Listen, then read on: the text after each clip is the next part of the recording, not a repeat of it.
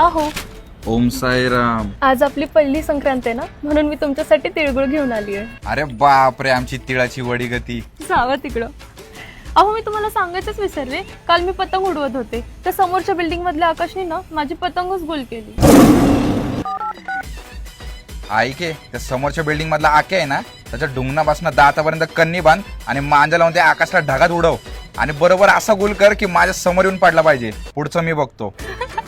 अरे बापरे मॅडम, हसल्यावर तर तुम्ही एकदम पतंगी सारख्या दिसतात. हा म्हणजे? तुम्ही आमची पतंग, मी तुमचा मांजा, लावून कन्नी प्रेमाची झालाय हीरचा रांजा, ढील देऊन उंच ढगात कोरेल तुमचं नाव, तुमच्या डोळ्यांसोबत पेज लागून माझं मन गुल झालंय ना राव.